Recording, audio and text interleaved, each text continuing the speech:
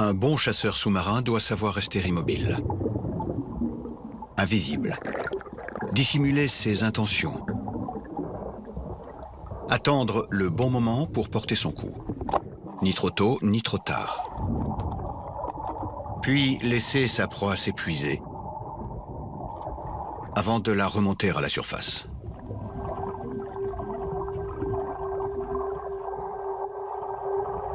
Dans un lac de Sibérie, Vladimir Poutine s'adonne à l'un de ses passe-temps favoris. En cet été 2017, le président de la Russie tient sa vengeance.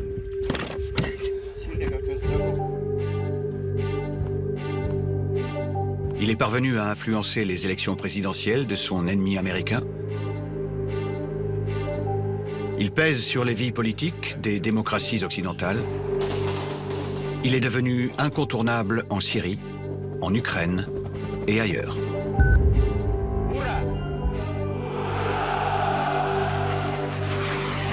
Pour redonner à la Russie sa puissance perdue depuis la chute de l'Empire soviétique, Poutine a choisi de livrer à l'Occident une nouvelle guerre froide. Cela le conduit en février 2022 à une sidérante fuite en avant. L'invasion de l'Ukraine. Voici le récit d'une décennie de violence, de négociations, de manipulations, qui a fini par mettre en péril la paix du monde.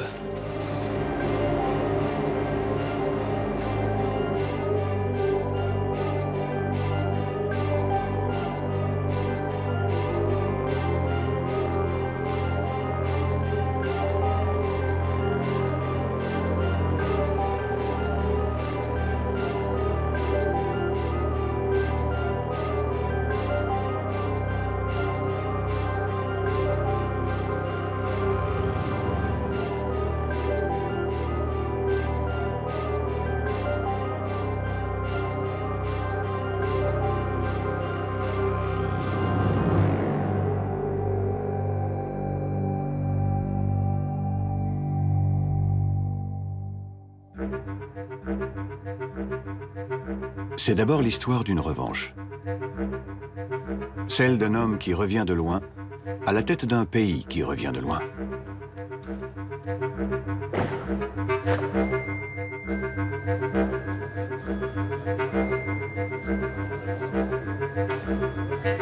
En cette année 2012, Vladimir Poutine vient d'être réélu président pour un nouveau mandat de 6 ans.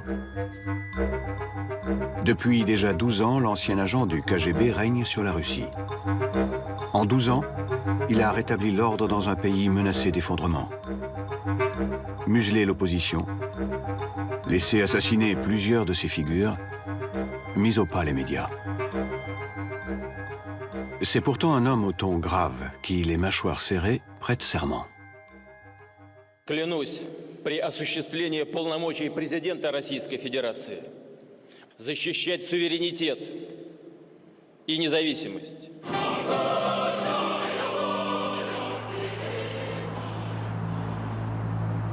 Le faste de la cérémonie lui sert à masquer la réalité. Il est affaibli comme jamais. Si les rues de Moscou ont été vidées, c'est pour éviter les débordements, qui y surviennent tout de même.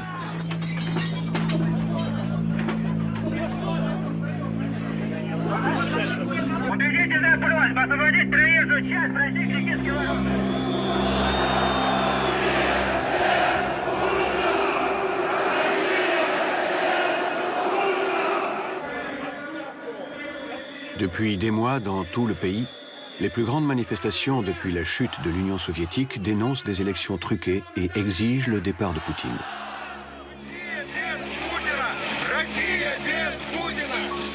Avec la chute des cours du pétrole, la pauvreté explose et rend insupportable la corruption. Poutine lui-même est accusé d'être l'un des hommes les plus riches du monde.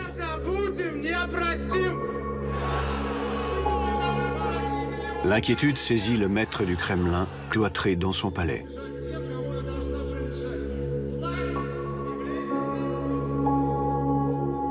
Alors il contre-attaque, avec une méthode éprouvée. Dénoncer un complot de l'Occident, de l'Amérique, de la CIA. And we do have serious concerns about the conduct of the elections. Russian voters deserve a full investigation of all credible reports of electoral fraud and manipulation.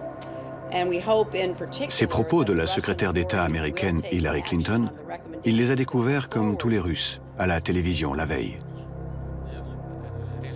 Il les présente comme une déclaration de guerre. Она задала тон некоторым нашим деятелям внутри страны, дала сигнал. Они этот сигнал услышали и при поддержке Госдепа США начали активную работу. Les pays qui s'opposent aux États-Unis, qui tentent de rester indépendants, sont soudainement pris pour cible. Ça n'a aucun sens, c'est faux. Mais on a compris d'où ça venait. C'est un héritage de la guerre froide. Comment pouvez-vous expliquer qu'une partie de votre propre peuple se révolte contre vous? Vous dites que ces gens sont des traîtres.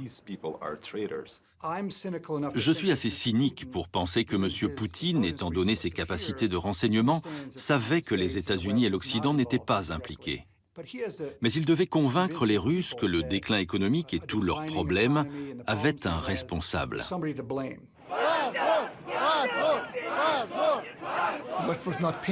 L'Occident ne les payait pas. Non. L'Occident leur offrait quelque chose de plus important, une sorte de modèle, une source d'inspiration. Poutine a vu cela comme un défi.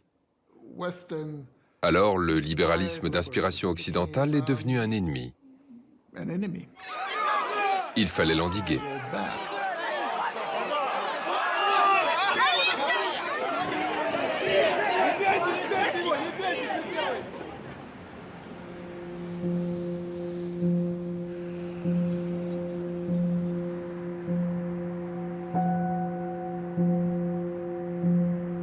Dès lors, Poutine s'efforce de mobiliser son peuple.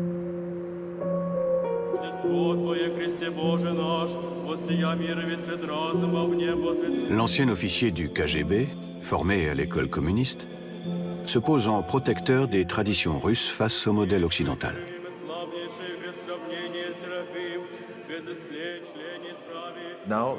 C'est exactement comme si la Russie était devenue un château encerclé par des ennemis. Et pour lutter contre eux, il faudrait tous se rassembler et s'unir autour de notre chef. Порой объект открытого информационного противоборства и уже точно хорошо срежиссированные пропагандистские атаки. И мы знаем, как искажение национального, исторического, нравственного сознания приводило к катастрофе целых государств. Их нельзя создать. Cette catastrophe, selon Poutine, est la chute 20 ans plus tôt de l'Empire soviétique défait par l'Occident. Alors, à la Russie, il veut redonner son statut de puissance mondiale.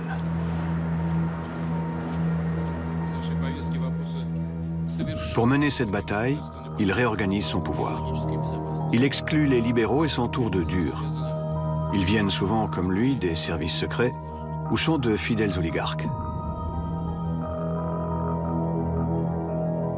Son ami Vladimir Yakounine, ancien officier du KGB, richissime homme d'affaires et fervent croyant, devient l'un des membres du premier cercle et qui conseille officieusement le président russe.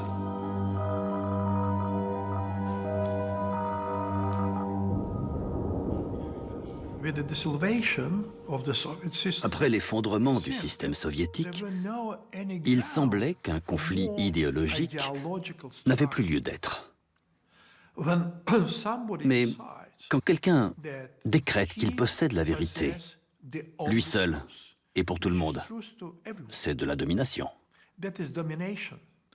Et cela mène à une nouvelle guerre, quel que soit son nom. Guerre idéologique ou guerre froide. Cette nouvelle guerre froide vise bien sûr le vainqueur de la précédente, l'Amérique, et son bras armé en Europe, l'OTAN. Depuis la chute de l'Union soviétique en 1991, l'Alliance atlantique a pris pied aux portes de la Russie dans l'ancien précaré soviétique. La Pologne, la Roumanie ou les pays baltes, marqués par l'occupation soviétique, cherchent sa protection.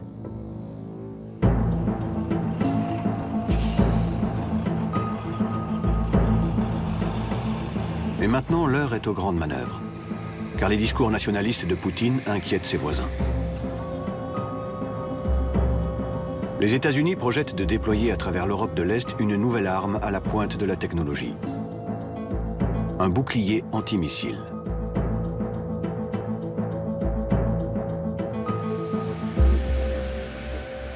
Poutine y voit un insupportable défi à sa nouvelle volonté de puissance. Il vient affronter le camp occidental, au Mexique, à l'occasion d'un G20, un sommet économique où, une fois par an, se retrouvent les chefs d'État. En coulisses, ces sommets servent à se jauger, à négocier, à montrer ses forces. Ils sont l'équivalent moderne des champs de joutes où, autrefois, se défiaient les seigneurs. Il vient avec la volonté de créer un nouveau rapport de force, même s'il n'est pas nécessairement en sa faveur. Ce qui l'obsède à ce moment-là très précis et qui sera au cœur de notre entretien, c'est la défense antimissile que les États-Unis ont décidé d'organiser à l'est de l'Europe et qu'il perçoit comme un acte hostile. L'OTAN est le système militaire et politique du monde occidental. De ce point de vue, si la menace du communisme a disparu, notre question est toute simple. Pourquoi l'OTAN s'accroît-elle ? Je lui fais comprendre que la défense antimissile ne doit pas être dirigée contre la Russie, mais doit protéger l'Europe d'éventuelles attaques venant de l'Iran, puisque c'est à ce moment-là que la menace peut paraître la plus sérieuse. Lui fait comme s'il n'était pas pleinement convaincu, et d'ailleurs essaye de montrer, dessin à l'appui, que la défense antimissile vise la Russie. Poutine sait que l'Iran n'est qu'un prétexte, mais il espère se faire entendre du vrai patron de l'OTAN, qu'il rencontre pour la première fois en tête-à-tête. En effet, Barack Obama a toujours affiché une volonté d'apaisement vis-à-vis de la Russie.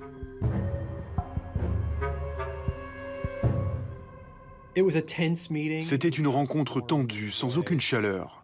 Poutine a longuement sermonné le président Obama sur tous les méfaits des États-Unis au cours des dernières années, à commencer par l'élargissement de l'OTAN sous l'administration Clinton. Le président Obama a essayé de s'adresser à M. Poutine dans un esprit de logique. Mais cette logique n'était pas nécessairement partagée par M. Poutine. Quand quelqu'un vous dit « Bon, écoutez, je fais venir mes tanks, mon matériel militaire dans votre arrière-cour. Mais restez calme, ce n'est pas dirigé contre vous. Vous le croiriez ? » Nous avions aussi un argument géopolitique. L'Occident devait pousser son avantage pour avancer vers l'Est, afin que la Pologne, la Hongrie ou l'Estonie restent hors de l'influence russe. Les États souverains devraient pouvoir choisir s'ils veulent ou pas faire partie de l'OTAN, s'ils veulent ou pas appartenir à l'Union européenne. Qui est la Russie pour leur dicter leur choix ? Dès lors, le bouclier antimissile en Europe de l'Est est non négociable, lui dit Obama. La conférence de presse est glaciale. Мы поговорили и о международных проблемах. We have also discussed international affairs. All interested parties in trying to find. Au fond, aux yeux d'Obama, que pèse Poutine? À la tête d'une nation au PIB égal à celui de l'Espagne. La rencontre s'achève sur une mésentente entre les deux hommes.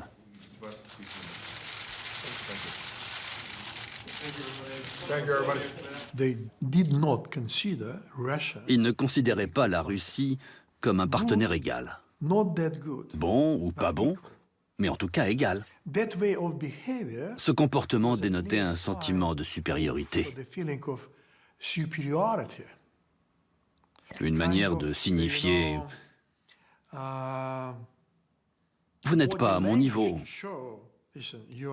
Alors filez droit. Je n'ai pas senti qu'il y avait une bonne relation entre le président Obama et Vladimir Poutine. Pour je ne sais quelle raison, leur rapport était mauvais. Je pense que cela a contribué à la dégradation des relations entre nos deux pays.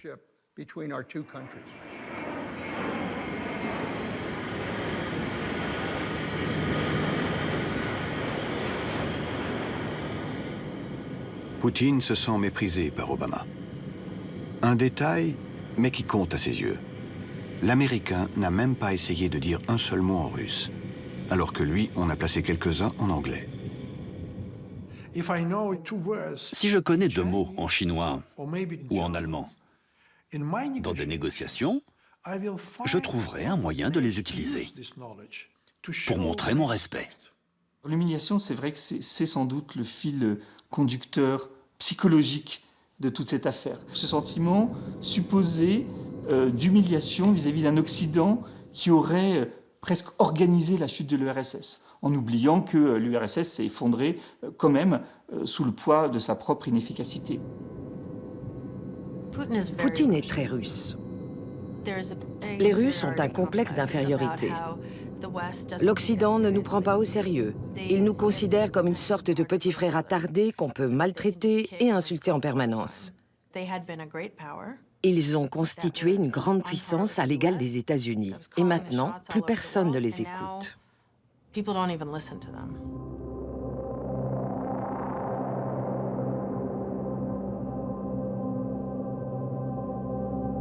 Non seulement les Occidentaux ne l'écoutent pas, mais partout, ils avancent leurs pions. En Syrie, en cet été 2012, un vieil allié de la Russie, Bachar el-Assad, est confronté à un soulèvement. Ses opposants sont armés par l'Europe et les États-Unis.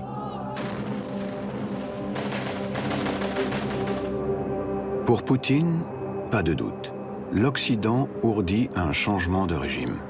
Comme en Irak en 2003, comme en Libye, où Kadhafi vient d'être assassiné. Quand Vladimir Poutine a obtenu la vidéo de l'assassinat de Kadhafi, il l'a regardée en boucle. Et l'a regardée encore et encore.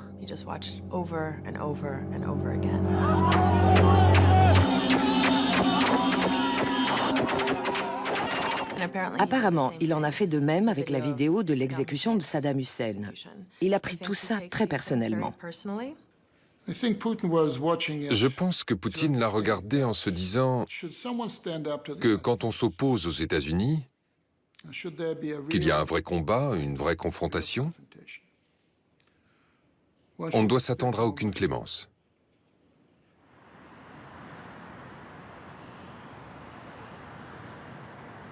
À Poutine, ces printemps arabes rappellent singulièrement les manifestations contre lui quelques mois plus tôt.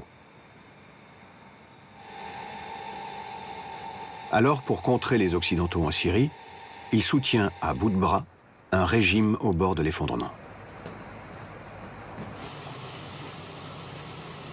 Mais le 21 août 2013, survient un événement qui, pour Poutine, va changer la donne.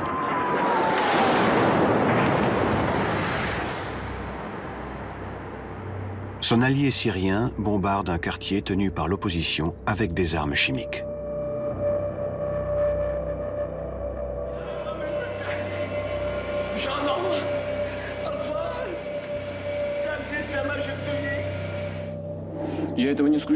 I don't rule this out, but let me draw your attention to one absolutely essential thing. Certainly, those pictures are just hideous, but they don't prove anyone guilty. We don't have any evidence showing that it was the regular army of the Syrian government that used those chemicals. We don't even know at this point if those were chemical weapons or just some hazardous chemicals. Si Poutine conteste les faits, c'est que Barack Obama, un an plus tôt, a annoncé une ligne rouge. Toute attaque chimique du régime entraînerait une riposte militaire. Son allié syrien pourrait chuter. Le 31 août, Français et Américains informent la Russie d'une intervention imminente. Nous savions que les Russes étaient sur le terrain. Nous les avons fortement incités à mettre leur personnel en sécurité, car en cas de frappe, ils étaient vulnérables. Moi, mon interprétation, justement, du rapport de force, c'est que la Russie, sur le plan militaire, elle n'était pas en situation de réagir. Ensuite, le président américain, quelques heures, c'est vraiment une question d'heures, avant que l'attaque coordonnée soit déclenchée, appelle le président français en lui disant non, c'est difficile, il faut que je consulte, etc. Bon, bref, la ligne rouge, il n'y en avait plus. Obama redoute de s'engager dans un nouveau conflit.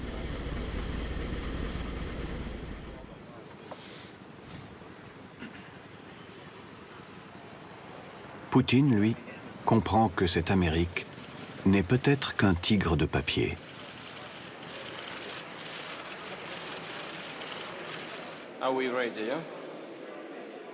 Au G20 de Saint-Pétersbourg, qui a lieu 4 jours plus tard, il exploite sans coup férir le recul de son adversaire. Aux yeux de tous, il y a des conversations qui s'engagent entre Barack Obama et Vladimir Poutine. À Obama, Poutine fait une offre que l'Américain n'est plus en position de refuser. Contraindre son allié syrien à renoncer à ses armes chimiques. Alors que c'est eux, très largement, qui avaient fourni des armes chimiques dans le passé aux Syriens, ils apparaissent du coup comme les sauveurs. Alors qu'au départ, le président Poutine avait une mauvaise paire de 7 dans les mains, comme étant capable, au fond, de renverser la donne. Monsieur Obama a été trop sûr de lui. Il a cru que le régime syrien était si faible qu'il pouvait être renversé facilement.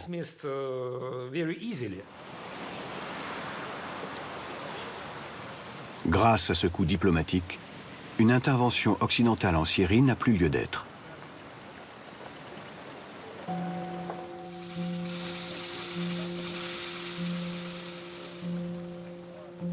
Et Poutine perçoit surtout, leçon capitale, le talon d'Achille de son adversaire américain.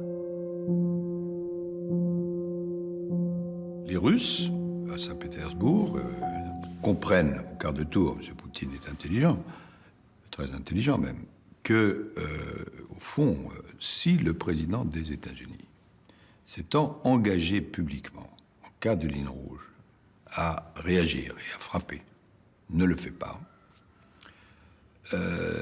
ça jette certaines interrogations sur beaucoup d'autres engagements. Il me semble que le président russe a senti que le président Obama ne voulait pas faire usage de la force militaire. Le fait qu'il ne fasse pas respecter sa propre ligne rouge a été interprété par beaucoup comme une faiblesse, en particulier par le président Poutine. Après cela, je crois qu'il ne le craignait absolument plus. Ce sentiment pèsera grandement au cours de l'hiver suivant.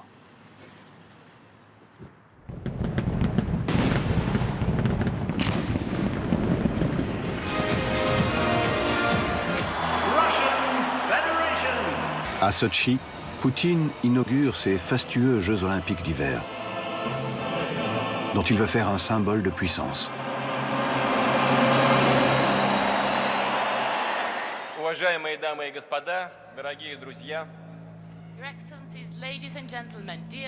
Au dîner de gala, parmi les chefs d'État, assiste un de ses alliés historiques à la tête d'une ancienne république soviétique, le président d'Ukraine, Viktor Yanukovych. L'Ukraine, avec ses 45 millions d'habitants, occupe une position stratégique entre l'Europe et la Russie. Mais Poutine est préoccupé par les sérieux problèmes que rencontre le président ukrainien. À Kiev, sa capitale, la population se révolte contre un dirigeant corrompu et inféodé à Moscou. La foule réclame un rapprochement avec l'Union européenne. Pire, les Américains sont là. Une conseillère d'Obama vient en personne distribuer des vivres aux opposants place Maïdan. Or, Poutine considère que les États-Unis s'étaient engagés, après la chute de l'Union soviétique, à ne jamais intégrer l'Ukraine dans le camp occidental.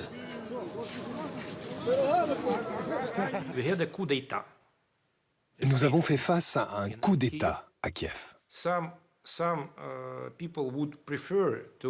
Certains préfèrent décrire ces événements comme une révolte de la population ukrainienne contre des autorités corrompues. C'est totalement faux.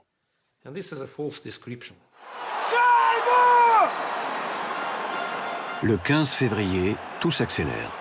L'équipe russe de hockey dispute un match crucial face aux États-Unis. En Ukraine, le pouvoir fléchit face à l'opposition pro-occidentale. Un cauchemar pour Poutine, qui redoute que ce pays ne tombe à brève échéance dans l'escarcelle de l'OTAN, qui ne serait alors plus qu'à 500 km de Moscou. Au tir au but, les États-Unis l'emportent, à la grande colère du président russe. Il convoque en urgence son Conseil de sécurité. Son plan, envahir en territoire ukrainien la Crimée. Cette presqu'île est peuplée de russophones et elle abrite une base navale russe. Mais une invasion militaire en Europe n'est pas une décision légère. Poutine réfléchit, consulte. Dans les cercles du pouvoir, certains, les plus durs, souhaitent qu'il passe à l'offensive. Comme Konstantin Malofeev, un oligarque de la jeune génération, un ultranationaliste, chantre de la grande Russie chrétienne.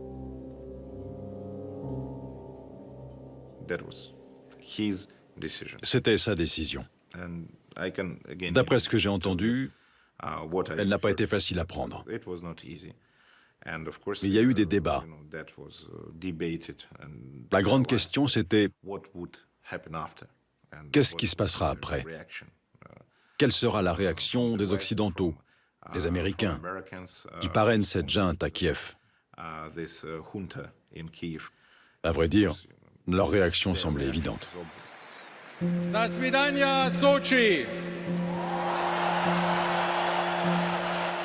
Pariant qu'Obama n'osera pas l'affronter, Poutine donne son feu vert. Vladimir Poutine, pendant toute la période des Jeux Olympiques de Sotchi, a été relativement discret. Le 23 février, il clôture les Jeux Olympiques et, au petit matin du 26 février,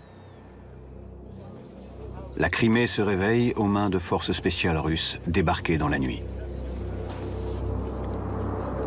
Un État souverain, l'Ukraine, est envahi par un autre, la Russie.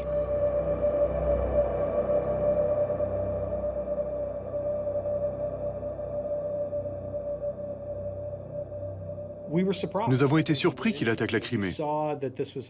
Nous savions que c'était possible, mais tout de même, ça a été une surprise. Son but était de maintenir l'Ukraine déstabilisée et de s'assurer qu'elle ne se rapproche jamais de l'Occident. Il n'est pas, comme on aime à le penser, surtout aux États-Unis, un grand stratège, un joueur d'échecs. Il joue au blackjack. Ça suppose d'accepter les risques. C'est typiquement russe. Il y a un mot en russe pour ça, a voice, qui signifie à peu près « j'agis et je vois ce qui se passe ensuite ». Obama appelle Poutine. Pendant plus d'1 heure, il le menace. N'allez pas plus loin en annexant la Crimée sous peine de lourdes sanctions.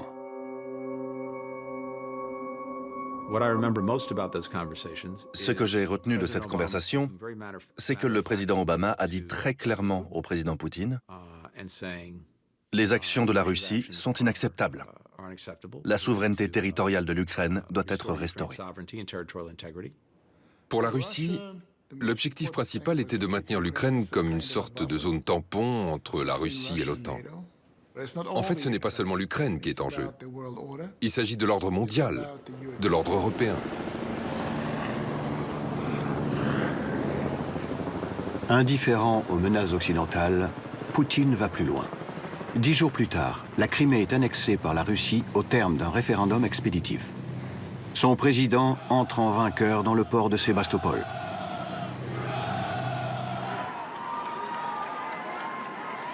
Dans l'opinion russe, sa popularité est au zénith.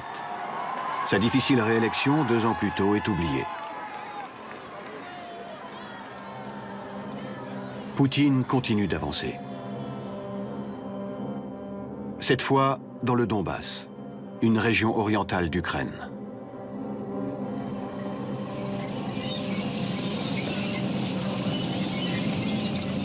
À partir de l'été 2014, des troupes russes, sans uniforme, viennent soutenir des rebelles séparatistes pro-russes face au nouveau gouvernement de Kiev. Une sale guerre commence.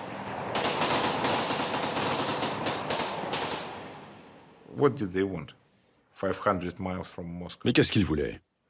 À seulement 800 km de Moscou, que nous restions sans rien faire pendant qu'ils tuaient nos gars? Nous devions nous protéger. Ça veut dire protéger nos intérêts à proximité de nos frontières. Soupçonné par les Occidentaux de financer les séparatistes, Malofeev est l'objet de sanctions. Car pour Poutine et les siens, la guerre a un coût.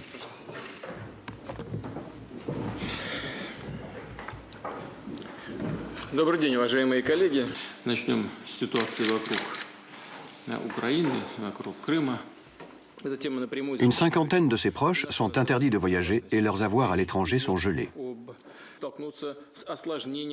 De sévères sanctions européennes et américaines touchent les exportations de pétrole, le système bancaire, l'armement.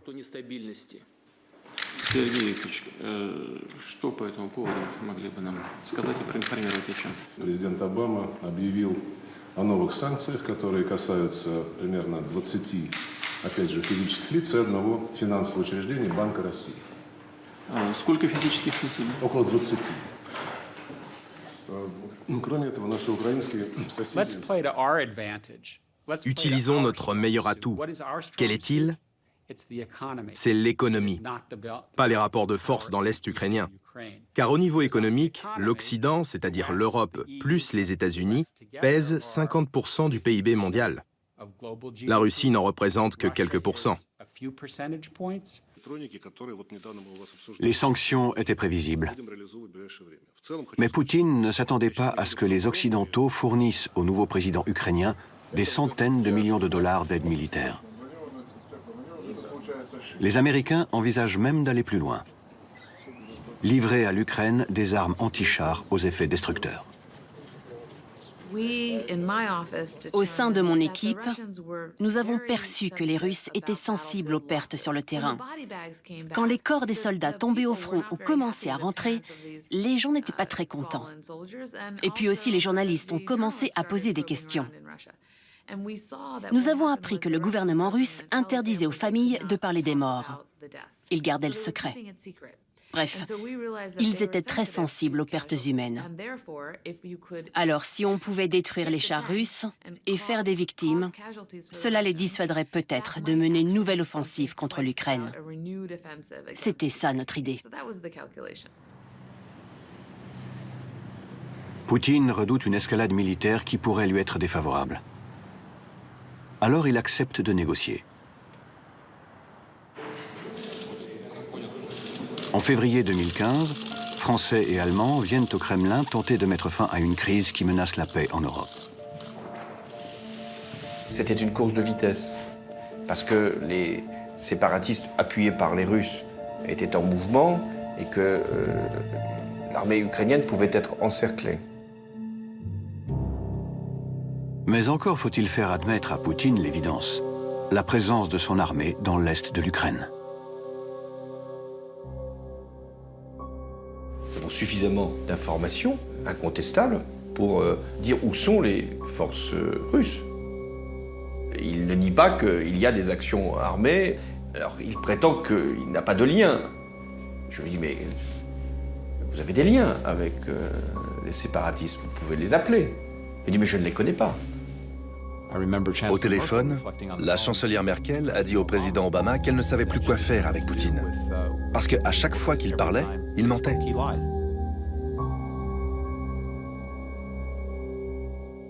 Le président américain doit mettre son poids dans la balance. Le président Obama lui a dit « Vladimir, nous ne sommes pas aveugles. Nous voyons tout ce que vous faites. » Poutine a changé de sujet en ignorant ce que le président Obama avait dit. Alors nous avons mentionné des faits précis. Par exemple, nous avons cité les noms de soldats russes tués en Ukraine. Poutine a répondu qu'ils étaient là-bas en vacances. Pourquoi devrait-il avouer des choses qui pourraient être utilisées contre lui par ses ennemis? Nous sommes en guerre. Poutine est en guerre depuis 2014. Comme on dit, dans l'amour comme dans la guerre, tous les coups sont permis.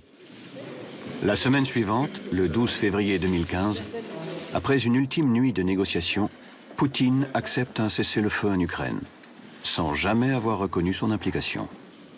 Je pense que si on veut caractériser la diplomatie de Vladimir Poutine, toujours dans cette relation de force qu'il veut installer, c'est je vais jusqu'au bout, mais je me laisse toujours une porte de sortie pour éviter que l'escalade puisse être portée à son niveau maximum. Les séparatistes soutenus par Moscou conservent leur territoire, en attendant une hypothétique solution politique. Maître d'un conflit qu'il pourra réactiver à sa guise, Poutine est ainsi assuré que l'Ukraine ne rentre pas de sitôt dans l'OTAN ou l'Union européenne. Mais à quel prix? En mai 2015, la célébration grandiose du 70e anniversaire de la victoire contre le nazisme est en trompe-l'œil. Les sanctions affectent l'économie. Le rouble s'effondre. Même le budget militaire devra être réduit. Aux Russes, il avait promis la gloire, ils le payent chèrement. Les prix s'envolent, la pauvreté s'accroît. Mais Poutine reste sourd aux inquiétudes des milieux d'affaires. Ce qui le préoccupe d'abord, c'est qu'il est devenu un paria à la tête d'un État mis au ban. Humiliation cinglante. Les dirigeants occidentaux ont refusé d'assister à cet anniversaire exceptionnel. Pire, lui qui voulait refaire de la Russie une puissance mondiale est même exclu du G8, le sommet des grands de ce monde. Je pense que ça l'a affecté de ne pas être au G8. Peut-être même davantage que des sanctions économiques. Il se présentait comme un grand leader mondial, mais il s'est vu refuser une tribune planétaire. Plus personne ne voulait le rencontrer. Je crois que ça l'a affecté.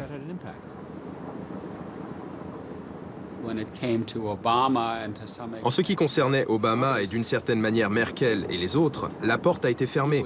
Il était dans les cordes.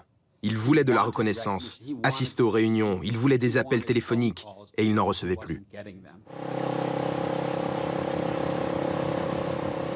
Alors, Poutine, pour rappeler qu'il lui reste au moins une armée puissante, en est réduit à des provocations.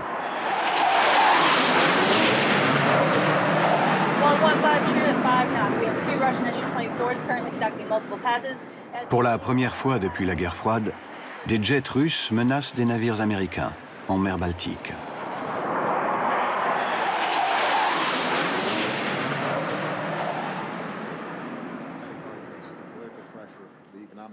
En guise de réponse, il ne reçoit que le dédain du chef de la première puissance mondiale. Russia is a regional power that is threatening some of its immediate neighbors, not out of strength, but out of weakness. Il est fou. Peut-être qu'il joue trop au basket. Il a jeté un œil à un globe. Il connaît l'histoire de Stalingrad. Il croit vraiment que nous ne sommes qu'une puissance régionale. Nous sommes la seule puissance au monde qui a une puissance nucléaire égale à celle des États-Unis d'Amérique. Même s'il pense ce qu'il a dit, il aurait été avisé, au moins, de ne pas l'exprimer. Вы меня спросили, там, ваш покорный слуга, друг или не друг? Я не друг, и не невеста, и не жених.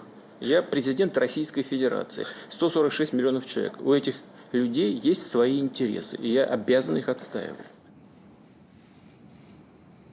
À la fin de l'été 2015, dans sa luxueuse villa au bord de la mer Noire, Poutine affiche soudainement un visage plus serein.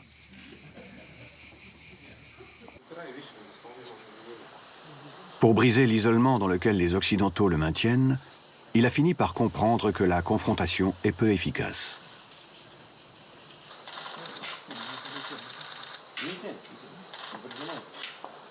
Il a un plan. L'heure de la vengeance a sonné. Elle ira au-delà de ses espérances.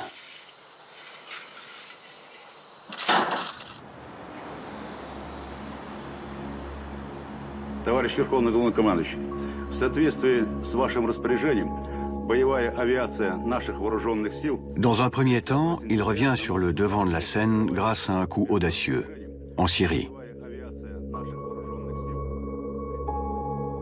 Il ordonne une intervention massive en faveur du régime de Bachar el-Assad.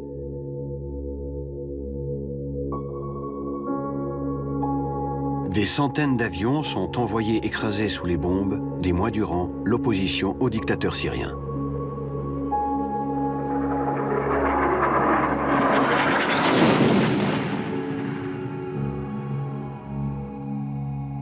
Pris par surprise, les Occidentaux laissent faire Poutine, non sans arrière-pensée. Nous escomptions que les Russes s'embourbent, comme en Afghanistan, qu'ils doivent dépenser toujours plus de ressources pour soutenir Assad. Mais malheureusement, la Russie n'a pas été épuisée par son intervention en Syrie. Les Russes ne s'embourbent pas en Syrie. Au contraire. Leur intervention permet au régime d'Assad de vaincre la rébellion. Mais à la faveur de cette guerre civile a surgi un monstre. Daesh.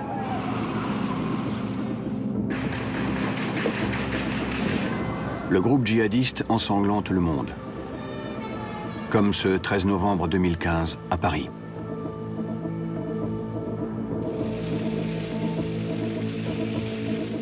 Dix jours après, les dirigeants français, qui un an plus tôt sanctionnaient Poutine, se pressent à Moscou pour solliciter son aide face au terrorisme.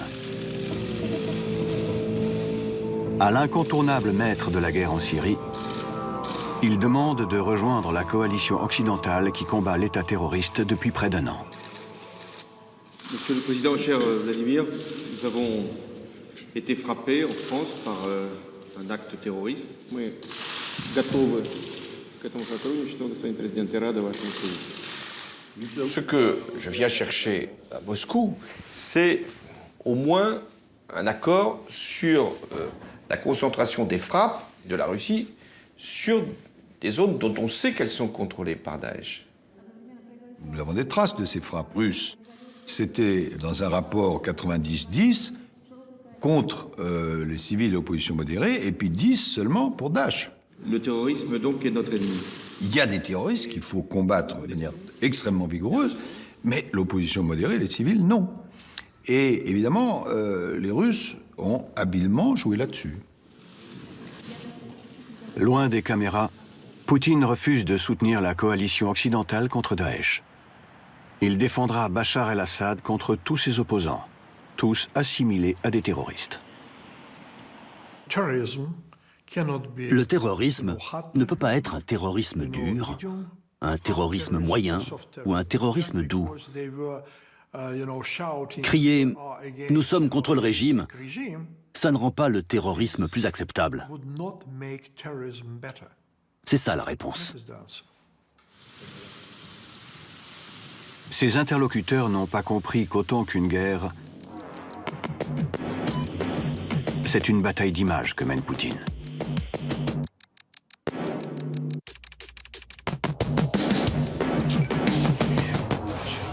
C'est pourquoi, l'année suivante, en mai 2016, Poutine s'offre un show télévisé grandiose pour célébrer sa première grande victoire contre Daesh, la reconquête du fameux site archéologique de Palmyre.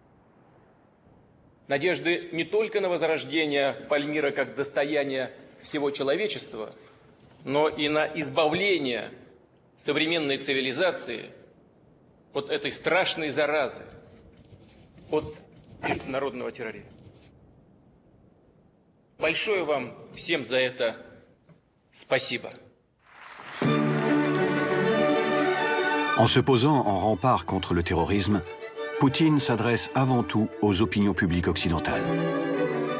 Il mise sur le fait que, traumatisés par les attentats, de nombreux Occidentaux seront sensibles à ses postures martiales. C'est ça sa logique de communication. Regardez, celui qui a été le plus lucide, c'est moi, Vladimir Poutine, et c'est la Russie qui permet d'en terminer avec Daesh. La Russie est devenue le seul roc solide dans tout ce chaos. C'est pourquoi différentes personnes, dans différents pays, ont commencé à la considérer comme le gardien de la paix, comme on dit. L'opération syrienne a démontré à Poutine l'importance et l'impact de la communication.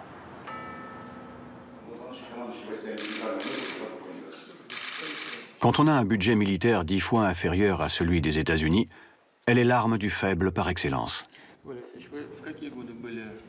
C'est pourquoi il a demandé à son nouveau chef d'état-major, le général Gerasimov, une nouvelle doctrine militaire.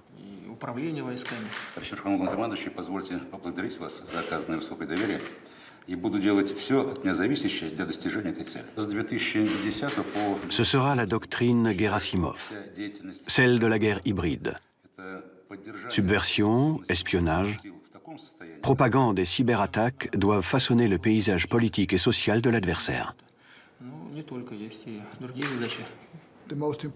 L'élément le plus important, c'est l'information, parce qu'elle ne s'arrête jamais. La bataille de l'information, c'est 24 heures sur 24 et 7 jours sur 7. Ça ne s'arrête jamais.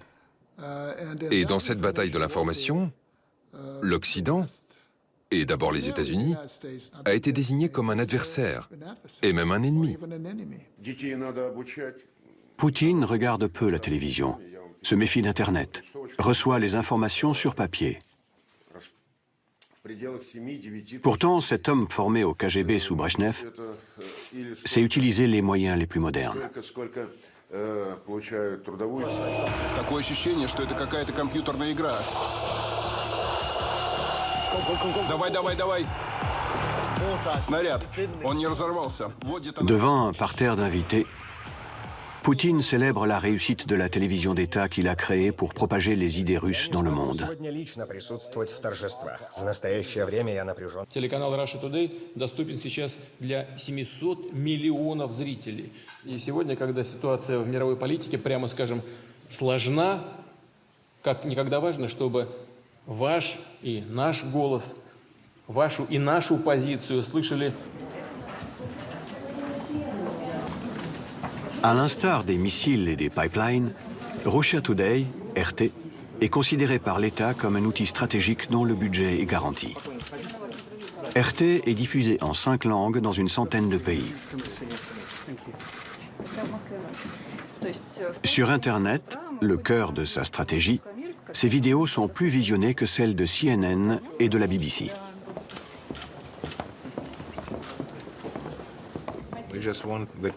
Nous voulons de nouveau prendre part à la compétition pour influencer les opinions publiques. Les vainqueurs de la guerre froide ne doivent pas se reposer sur leurs lauriers.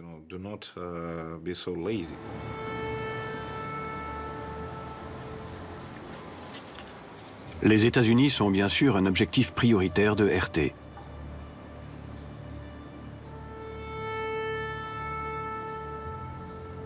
Elle y a ses plus importants bureaux dans le monde.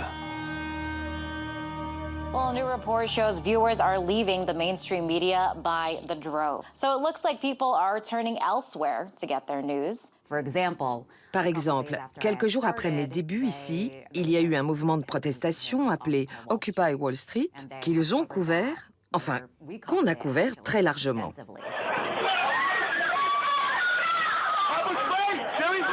Police brutality running wild in New York.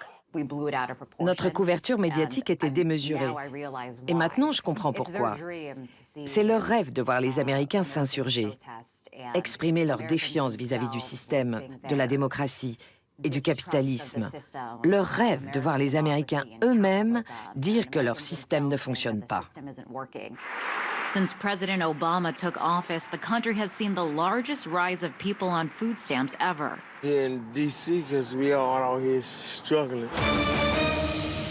My name is Daniel Bush. Your top officials say the White House is behind the terrorism of their population and new evidence from 9/11.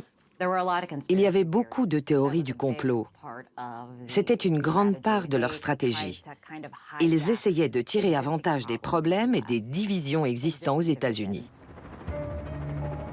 Aux États-Unis comme ailleurs, la méthode est la même. Diviser, exploiter les failles, toutes les failles. Quitte à relayer l'extrême gauche aux États-Unis,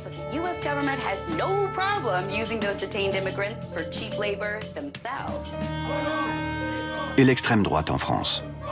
Ici, on aime le vin et le cochon. Ici, nous sommes en terre chrétienne. Poutine a compris que les opinions publiques sont le point faible des démocraties occidentales.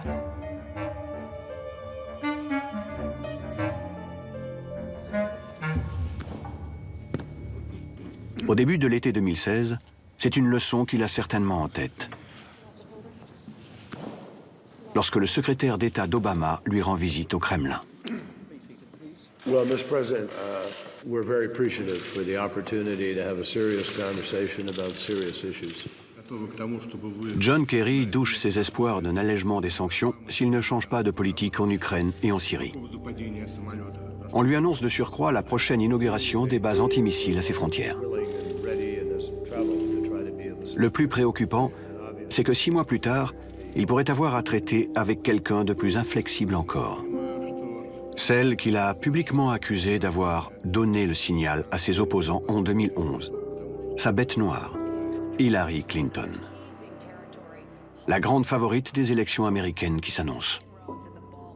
He's a very arrogant person to deal with. Like many bullies, he is somebody who will take as much as he possibly can. Russia is trying to move the boundaries of the post-World War II Europe.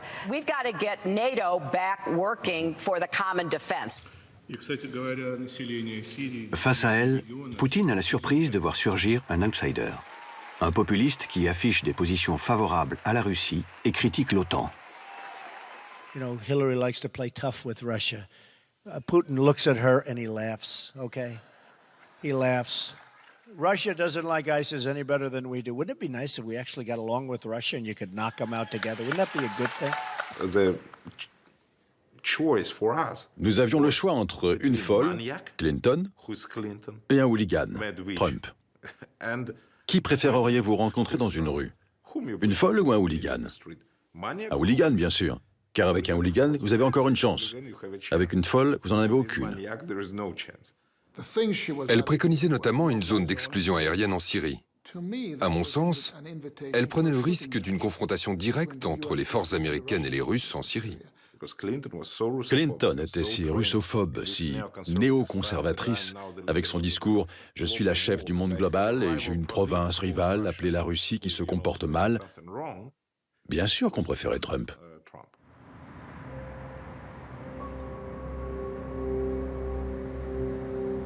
Une forme de guerre hybride est lancée contre Hillary Clinton.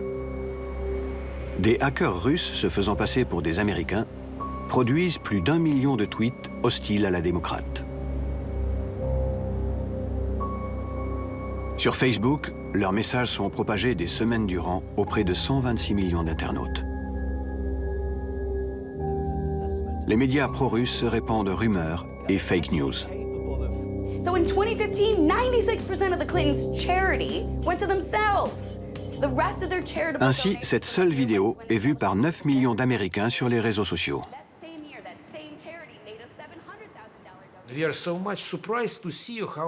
Nous avons été surpris de constater à quel point l'Occident a eu peur d'une seule chaîne alternative venant de Russie.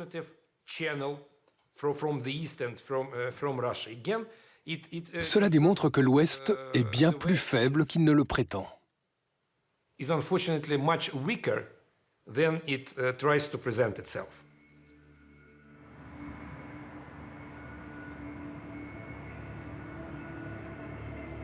Poutine pousse son avantage. Ce que le KGB appelait des mesures actives est mis en œuvre. Une dizaine de conseillers et de proches du candidat Trump sont approchés. Les agents du renseignement américain sont confrontés à un scénario inimaginable. Dans ce qu'ils nomment des mesures actives, qu'aux États-Unis nous appelons actions clandestines, visant à influencer une élection ou un gouvernement, il y a toujours un élément humain. Et je peux affirmer que les Russes cherchaient à approcher des gens. Nous avons obtenu des informations suggérant que certains membres de l'équipe Trump avaient été harponnés par les Russes. Avec cet argument, nous pouvons vous livrer des informations utiles sur Clinton et vos adversaires politiques si en échange vous faites machine arrière en Ukraine. Bref, on vous propose un deal.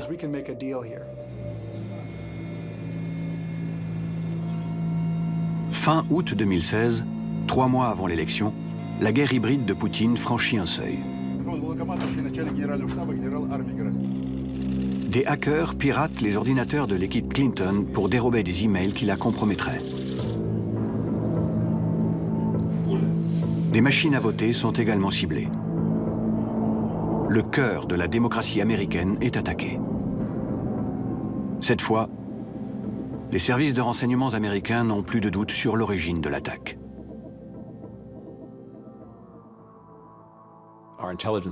Nos agences de renseignement ont été en mesure d'affirmer que la Russie s'efforçait d'interférer avec les élections. Ils ont dit que Vladimir Poutine menait une opération contre les élections américaines, avec pour objectif, premièrement, d'affaiblir notre vie démocratique et de nous diviser, et deuxièmement, d'accroître les chances de Trump et de diminuer celles d'Hillary Clinton.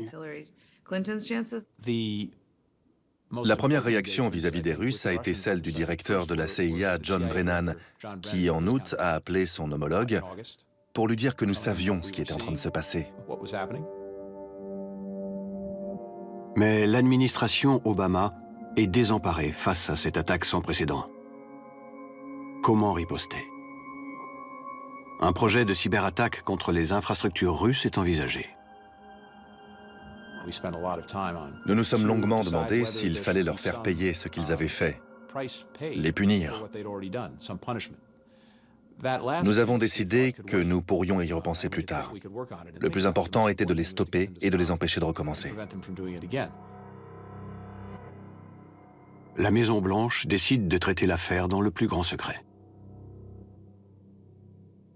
Nous étions convaincus que l'objectif principal de la Russie était de susciter le doute, de décrédibiliser et de délégitimer nos institutions. Nous devions donc être très prudents vis-à-vis du grand public. Si nous-mêmes ou le président avions déclaré « voilà ce qu'ils essaient de faire, mais ils ne réussiront pas », eh bien, ça aurait justement semé le doute que la Russie essayait de susciter. Ils pensaient qu'Hillary Clinton gagnerait haut la main. Ils ne voulaient pas créer un nouveau problème politique. Du Obama tout craché, paralysé par l'analyse. Parlons-en, réfléchissons, faisons ce qui est le plus juste. C'est exactement le contraire de Poutine qui ne s'embarrasse pas de toutes les implications stratégiques. Eux, ils voulaient étudier tous les angles, toutes les conséquences. Il y avait plein d'avocats dans la pièce pour être sûr de ne pas enfreindre les lois.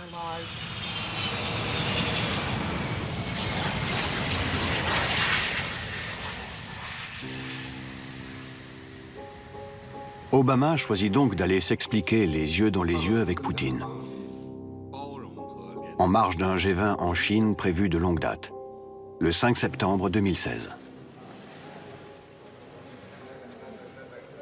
Le président a été très direct. Il a dit à Poutine que nous savions ce qu'il faisait et qu'il devait arrêter, sinon il y aurait des conséquences.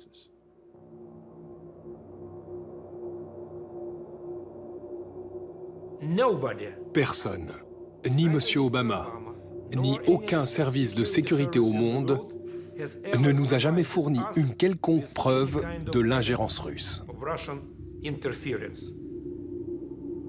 Bla bla bla, nous savons que vous avez interféré. C'est très difficile de traiter avec quelqu'un qui ment constamment.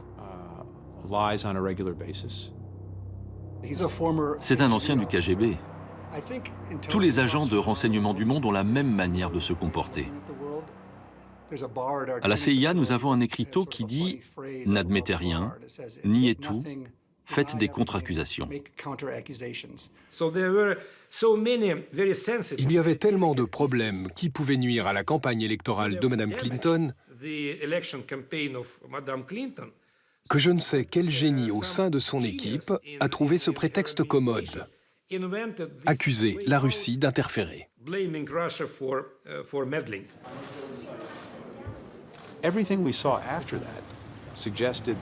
Après ça, nous avons constaté que les efforts des Russes pour voler et utiliser des informations avaient cessé, pour autant qu'on le sache. Mais il était déjà trop tard. Ils avaient déjà transmis ces informations à une tierce partie qui, pendant les mois à venir, allait pouvoir les diffuser à tout moment utile. Cette tierce partie est le site internet Wikileaks.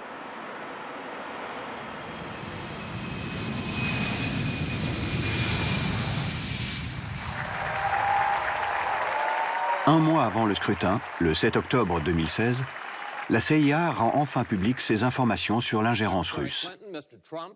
The Russian government has engaged in espionage against Americans. Dans les heures qui suivent, Wikileaks publie les emails piratés de l'équipe d'Hillary Clinton, affaiblissant considérablement la candidate.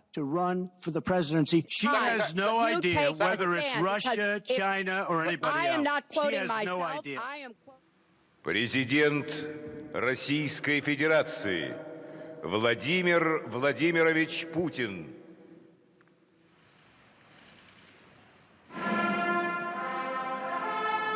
Dans un scrutin serré où chaque voix a compté, l'ingérence russe des mois durant a pesé sur le résultat des élections. Хочу поздравить американский народ с завершением избирательного цикла. Господина Дональда Трампа с победой на этих выборах, которые были направлены на восстановление отношений между Россией и Соединенными Штатами. L'ancien lieutenant-colonel du KGB a réussi un coup magistral. Peser sur une élection américaine, voire apparaître comme le parrain du nouveau président de la première puissance mondiale. Comme il doit savourer sa revanche. Quel chemin parcouru depuis le temps où, après la chute de l'Union soviétique, dans les années 90, les Américains pouvaient faire de son prédécesseur, Boris Yeltsin, leur obligé.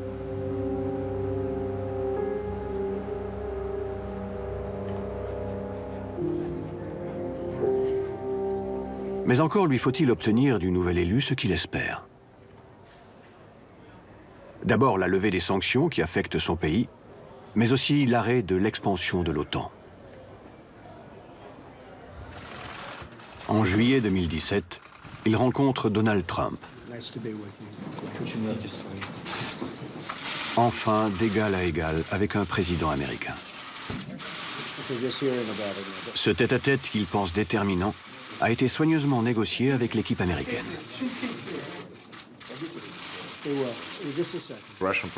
Le protocole russe a réclamé de longs tête-à-tête.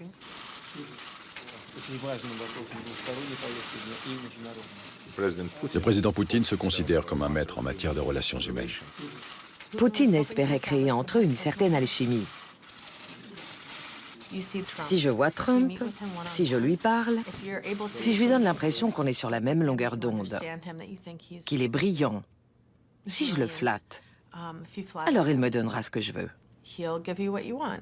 Les Américains ont exigé des tête-à-tête plus courts. Cela peut expliquer pourquoi la rencontre à Hambourg a été interrompue. Ils ne voulaient pas laisser trop longtemps leur président en tête-à-tête avec Poutine.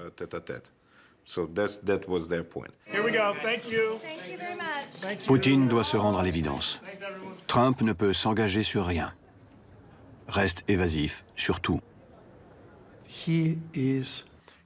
Il a les mains liées, si vous voyez ce que je veux dire. Il ne peut pas faire ce qu'il a promis de faire.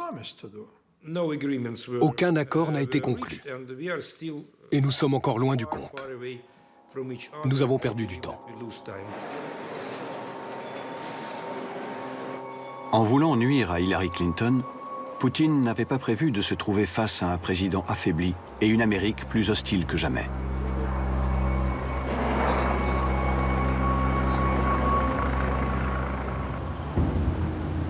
Trump a les mains liées, menacé par des enquêtes sur ses relations avec la Russie.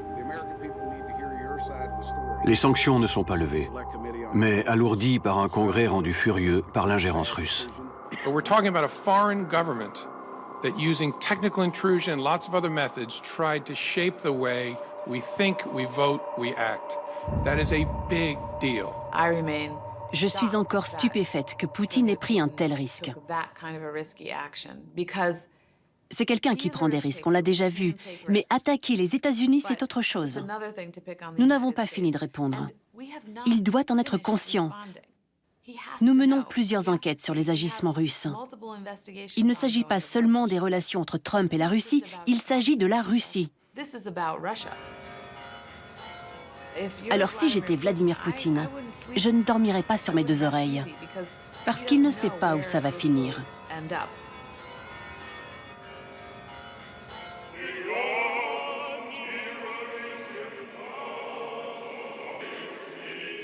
Pour l'heure, Poutine a au moins la satisfaction de voir l'Amérique de Trump empêtrée par une crise politique sans précédent.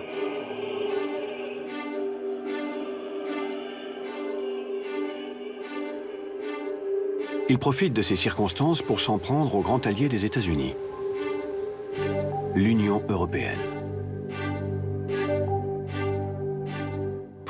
Les objectifs de Poutine sont cohérents. Son but est d'éloigner les États-Unis de ses alliés occidentaux en Europe. Les États-Unis restent la première puissance militaire, économique et politique dans le monde. L'Europe, en tant qu'entité politique, économique et militaire, est certes puissante, mais elle peut plus facilement être divisée. Et il le sait. En ce printemps 2017, l'Union européenne, qui maintient son pays sous de sévères sanctions, semble à Poutine particulièrement vulnérable. Il compte déjà un succès. La Russie est soupçonnée d'avoir mené le même type de cyberoffensive qu'aux États-Unis pour influencer le Brexit, le référendum sur la sortie du Royaume-Uni de l'Union européenne. Poutine porte une attention particulière à la France, où se déroule au printemps 2017 une élection présidentielle décisive. Le favori, Emmanuel Macron, candidat le moins favorable à Moscou, est soudain attaqué. Des ordinateurs sont hackés, des fake news relayées par les réseaux russes, comme celle d'un compte offshore. 100 millions d'euros, ça disparaît pas dans la nature. Macron, il est où ton pognon? C'est la question que se pose tout le peuple de France. Je dis à Poutine au téléphone, parce que nous étions en relation justement sur l'Ukraine ou sur la Syrie, que nous ne tolérons rien, et bien sûr, il m'a dit, mais nous ne faisons rien.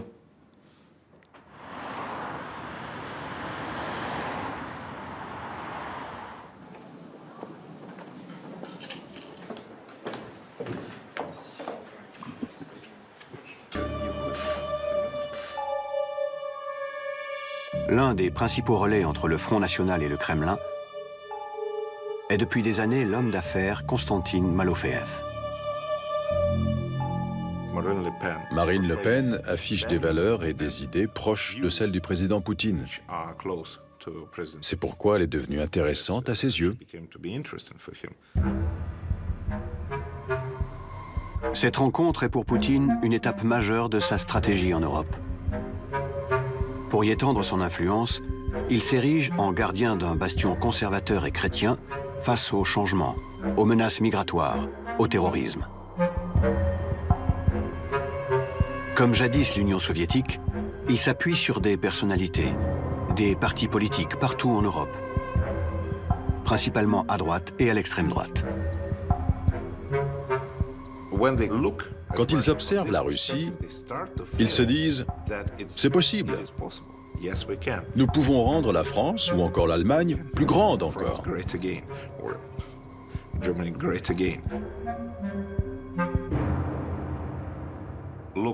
Regardez l'Europe. Elle est en plein déclin moral. La famille, c'est une catastrophe. Avec tellement de divorces, il y a les problèmes démographiques. Tous ces problèmes ont une cause. Les Européens ne sont plus chrétiens. Et si vous perdez votre identité, alors préparez-vous à vivre dans un califat. Vous devez absolument retourner à vos racines, redevenir qui vous êtes. C'est ça que nous pouvons apporter à l'Europe.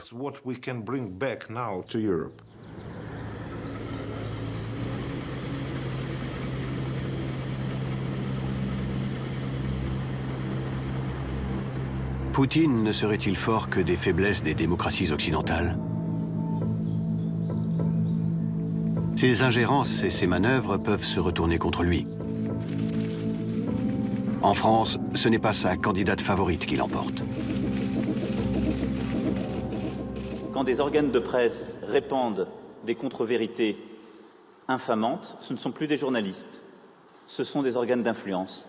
Russia Today et Sputnik ont été des organes d'influence durant cette campagne qui ont, à plusieurs reprises, produit des contre-vérités sur ma personne et ma campagne. Sous quelque influence que ce soit, je ne le sais. Вы спросили, говорят, что, может быть, вмешивались российские хакеры. Уважаемый коллега, ну как можно комментировать такие вещи? Говорят, кто говорит, на основании чего говорит, непонятно. Son désir de revanche lui fait prendre des risques.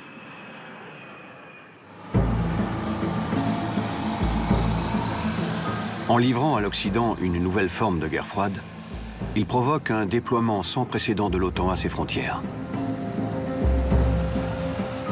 Le plus ironique, c'est que M. Poutine a provoqué tout ce qu'il pensait empêcher.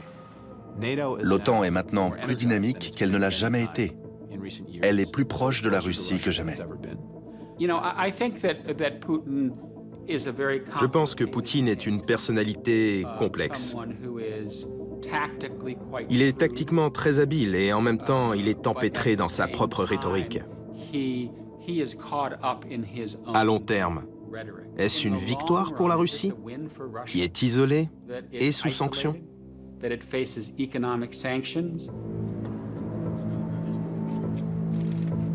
C'est sans doute le prix de sa revanche sur l'Occident.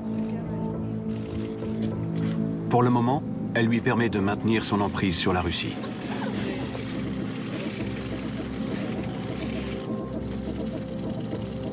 Mais cette volonté de revanche, où nous entraîne-t-elle? Jusqu'où Poutine ira-t-il?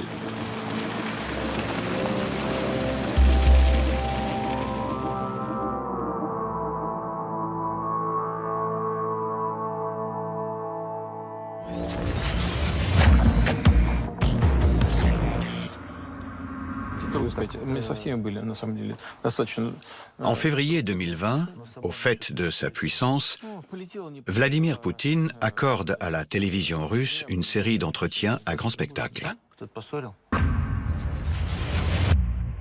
Dès le second épisode est abordé un sujet qu'il juge prioritaire.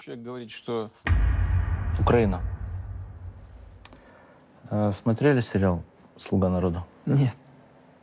Даже фрагмент, где президент Голобородько выбирает часы, как у Путина? Я не смотрел, я не знаю ни Голобородько, ни как там, кто там что выбирает. Нет, я не смотрел. Сюда, пожалуйста. Poutine exècre l'acteur principal de cette série à succès, Volodymyr Zelensky, qui vient d'être élu démocratiquement président de l'Ukraine. Знаете, кстати, кто такие носит? Кто? Путин. Путин хубло? Да. Есть вероятность, что договоритесь с Зеленским? О чем? О мире О дружбе. Надежда умирает последняя. Есть. Но, к сожалению, вот он приехал из Парижа и начал говорить о том, что нужно пересматривать Минские соглашения. Это вызывает вопросы.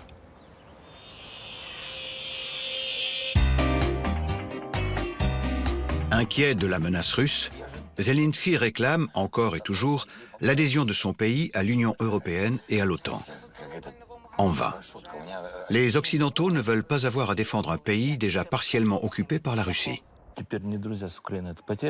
À Poutine, cette satisfaction-là ne suffit pas. L'Ukraine est devenue...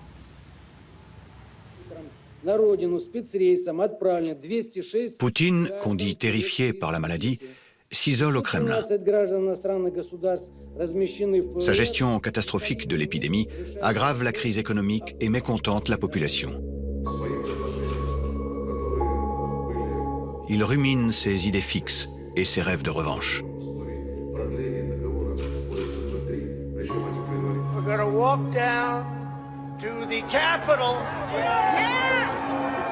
En janvier 2021, il a le plaisir de voir son ennemi américain se déchirer. Trump cède le pouvoir à des vétérans d'une administration Obama qu'il a toujours jugé faible. Le moment lui semble sans doute propice.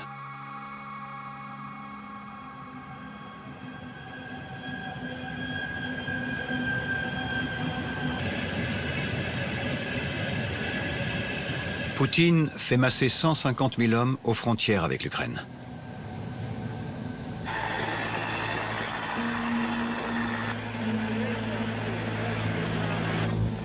Les États-Unis avertissent de l'imminence d'une invasion. There are two paths before Russia. The path to diplomacy that can lead to peace and security, and the path of aggression that will lead only to conflict, severe consequences, international condemnation. Le 7 février, Vladimir Poutine accepte de recevoir Emmanuel Macron, président de l'Union européenne, pour une négociation de la dernière chance. C'est devant la gravité de ce qui se pressentait, parce qu'on ne met pas autant de force uniquement pour faire des exercices de moyenne durée, que le président Macron a pris l'initiative auprès du président Poutine pour d'abord essayer de dissuader, de comprendre. Fine, just fine. How are you? Do you have a good trip? Very good. Cela fait 2 ans que le Russe n'a pas rencontré d'homologue occidental et qu'il ne s'est pas confronté à d'autres idées que les siennes. Notre continent est aujourd'hui dans une situation, tu l'as rappelé, éminemment critique qui nous impose d'être tous et toutes extrêmement responsables. Nous avions jeté les bases... En cette période, beaucoup de mes interlocuteurs me disent « mettez-vous dans la tête de Poutine ». Bon, c'est quand même difficile. Ce que j'observe, c'est ce que m'a dit le président Macron à la sortie en disant « je trouve qu'il a changé, il est devenu beaucoup plus dur ». Le tête-à-tête dure 5 heures. Donc c'est un jeu très compliqué. Bref, on a essayé d'avancer en disant « mais nous sommes prêts à parler de tout ça. Parlons-en, essayons d'aborder ces questions. Ne réglons pas ça par des renforcements de troupes aux frontières qui mettent des doutes sur vos intentions et sur vos volontés. » Poutine a compris qu'il a les mains libres.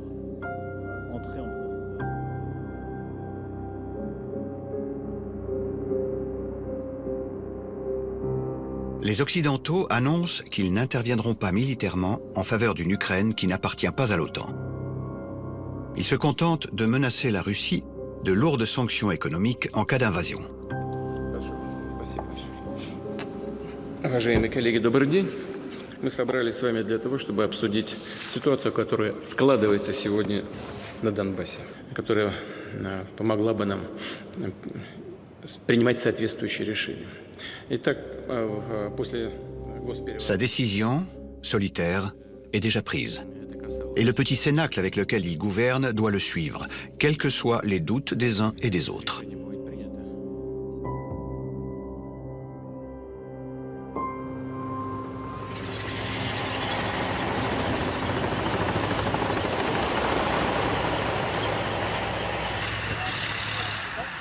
Vladimir Poutine va au bout de son implacable logique, faite d'idéologie, d'impunité, de violence, mais aussi de paris risqués.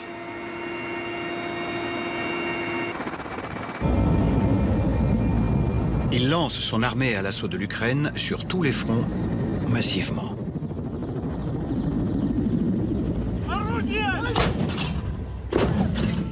Ses plans prévoient une victoire éclair, en 2 semaines, suivie du retour de l'Ukraine dans l'orbite russe et l'installation d'un gouvernement vassal à sa tête.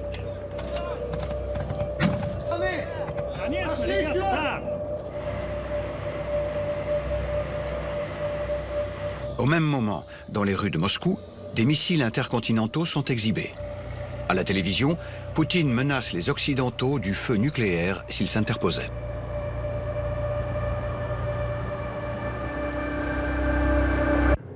Кто бы ни пытался помешать нам, а тем более создать угрозы для нашей страны, для нашего народа, должны знать, что ответ России будет незамедлительным и приведет вас к таким последствиям, с которыми вы в своей истории. Почему все это происходит? Откуда эта наглая манера разговаривать с позиции собственной исключительности, непогрешимости и вседозволенности? Откуда наплевательское, пренебрежительное отношение к нашим интересам и абсолютно законным требованиям? Ответ ясен. Все понятно и очевидно. Советский Союз в конце 80-х годов прошлого века ослаб, а затем и вовсе развалился. Désormais, Poutine ne s'en cache plus. Son objectif n'est pas de contrer l'OTAN, mais bien de reconstituer l'empire perdu à la chute de l'Union soviétique. Dans cette logique, il va jusqu'à accuser le pouvoir ukrainien d'être nazi.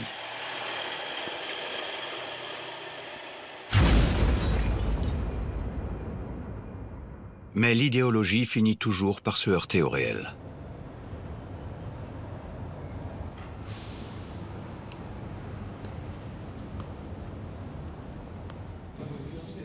Défiant ses rêves de puissance, les Ukrainiens et ce président qu'ils méprisaient résistent farouchement, aidés par les armes que l'Occident leur livre en nombre.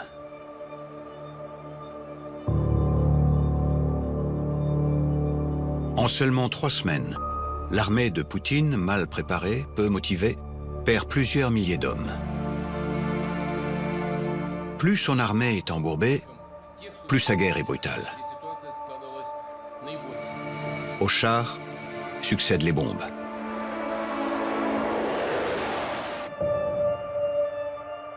La population est ciblée, avec des méthodes éprouvées en Syrie. Comme lorsqu'une maternité de Mariupol, ville martyrisée, est bombardée.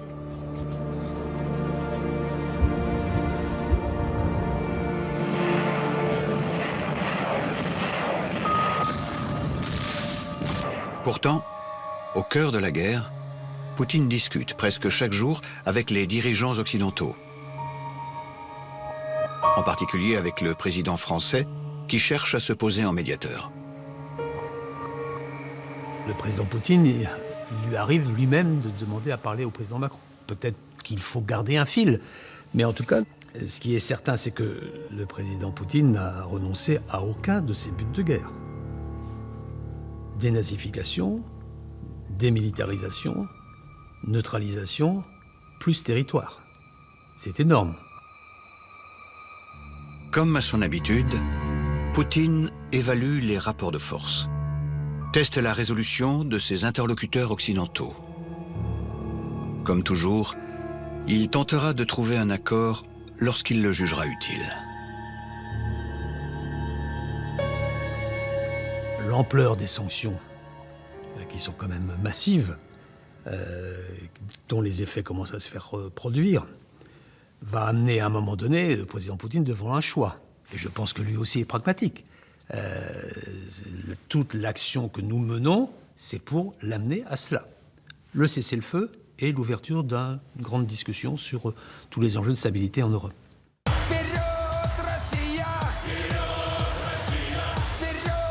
Dans le même temps, dans une ivresse belliciste, Poutine cherche à souder les Russes derrière lui.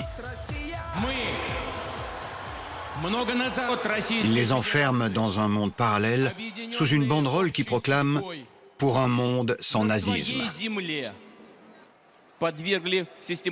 Il appelle à réprimer les opposants à sa guerre, des traîtres, qu'il faut, selon ses mots, écraser comme des insectes, pour purifier le peuple russe. La fuite en avant est devenue une condition de son pouvoir. Mais ce sera peut-être le début de sa fin. Protégé par ses missiles nucléaires, Poutine mène aux démocraties une guerre froide d'un nouveau type.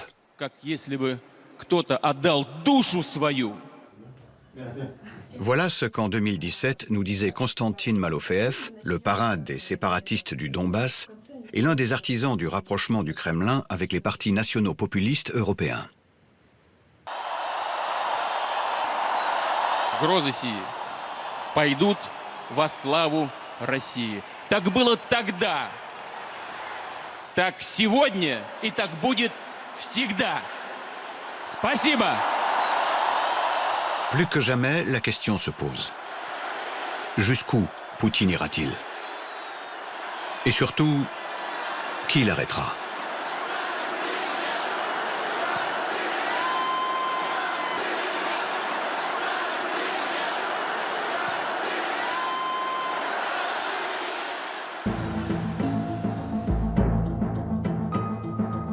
Мы будем всегда беречь Россию, как это делали вы, солдаты Победы. Российский солдат и сегодня, как во все времена, проявляя мужество и героизм, готов на любой подвиг, на любую жертву ради своей Родины, ради своего народа.